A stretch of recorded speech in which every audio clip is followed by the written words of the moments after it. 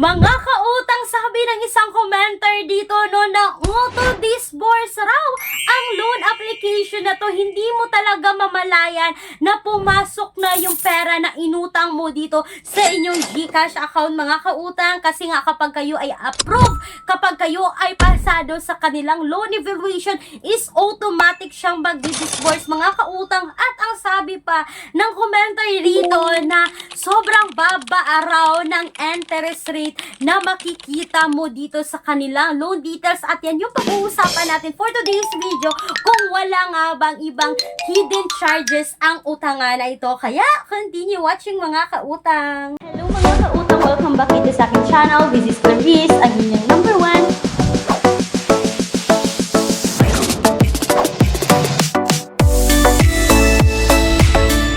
mga kautang. Bagong utangan online na naman yung nakita ko sa Google Play Store, no? Meron pa lang itong 4.7 star at 1K reviews, mga kautang. At ang sabi dito, nagpapautang ng 2,000 to 80,000 pesos. Yes naman mga kautang, legit naman po na up to 80,000 yung kanyang credit limit.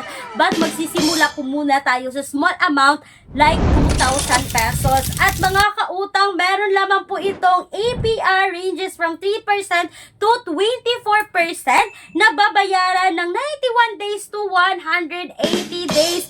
Yan po yung ililegit check natin for today's video, mga kautang. Hayaan nyo muna ako na utangan ko muna itong loan application na to. Hayaan nyo muna ako na i-share sa inyo yung detalye ng utangan na ito bago nyo subukang utangan, mga kautang, kung ito nga ba ay swak sa ating pangangailangan pagdating sa emergency needs, mga kautang. Pero bago yan, mga kautang, no, kung naghahanap talaga kayo ng pangmalakihan agad, like pwede kayo makautang ng 20,000 up to 2 million, mga kautang, kung kayo ay employed, no, nagtratrabaho sa mga private company at meron kayo lahat ng mga requirements na kakailanganin na makikita nyo ngayon sa screen. And kung sa tingin nyo, mga kautang, kayo ay qualified na umutang dito dahil bank personal loan po ito, all applications submitted is subject for bank approval, mga kautang. Kindly email me right away, clarizaakijinteralizo@gmail.com, or you can Viber me, mga kautang, na makikita nyo ngayon sa screen kasi sumasagot po ako ng tawag through Viber. So eto na nga, mga kautang, no, it's all about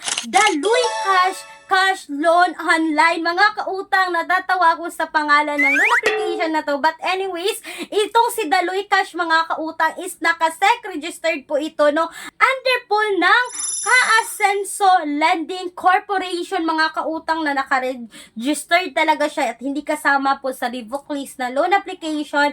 Since bago po itong loan application na to, no, makikita nyo talaga dito na exclusive amount for new user is up to 80,000 pesos raw, mga kautang.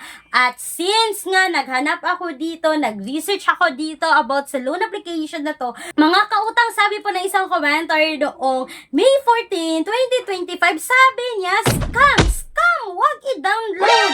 Loan mo ng 2,000, ma-receive mo 1,240. Sabi pa, mga kautang, hindi mo pa na-confirm, papasok agad yung pera sa account mo, babayaran mo in 7 days ng 2,140. So, mahigit 900 yung interest niya sa loob ng 7 days. Saklap, mga kautang.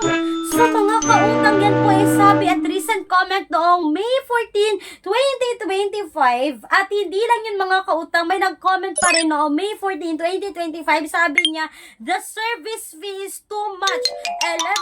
11% daily higher compared to 9% service fee and interest fee of Mabilis Cash for 30 days.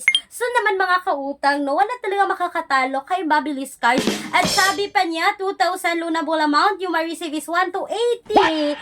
And you need to pay 2,600. At sabi niya dito, mga kautang, sa 6 days pa lang is nag-pay na siya, mga kautang. So ibig sabihin, nag-advance siya dito. At sabi pa niya, mga kautang, take note, no, hindi nyo makikita buo yung loan details sa utangan na ito. Ang makikita nyo lang daw dito, mga kautang, yung mababang interest rate, but yung ibang deductions is hindi po. So mga kautang, kagaya lamang din siya ni Money Pera na pag-usapan natin sa previous video ko, mga mga kautang nun na hindi mo makikita buo yung loan details ng utangan na ito. So mga kautang, for me, si Daloy Cash loan online na under ng Kasan, so mga kautang, is hindi recommended ngayong 2025. Kaya huwag niyong subukan mga kautang, no? At alam ko ngayon na naghahanap talaga kayo ng mauutangan. May mga alternatives tayo na makikita nyo ngayon sa description box o sa pen comment section ng video na to.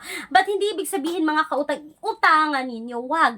Do a research pa rin kayo mga kautang para makita nyo talaga yung buong detalye ng utangan online. At mga kautang, ang dami ng pwede natin pagkakakitaan sa panahon ngayon na hindi na lang puro utang. Dapat maghanap din tayo ng side hustle. Mga kautang, may 101 ways to make money online dyan. Nasa description box o sa pen comment section ng video na to na pwede ninyong tingnan. Mga kautang, magbasa kayo, basahin ninyo, mag-do-a research kayo dahil pwede na kayo makapag-extra income gamit lamang yung mga cellphone ninyo. So mga kautang, for today's video, itong si Daloy Cash Loan Online is hindi recommended ngayong 2025. Sana po ay nakatulong itong quick and honest review about sa loan application na to. Once again mga kautang, this is Clarice, ayun yung number 1 pala utang dahil utang is life. Bye bye!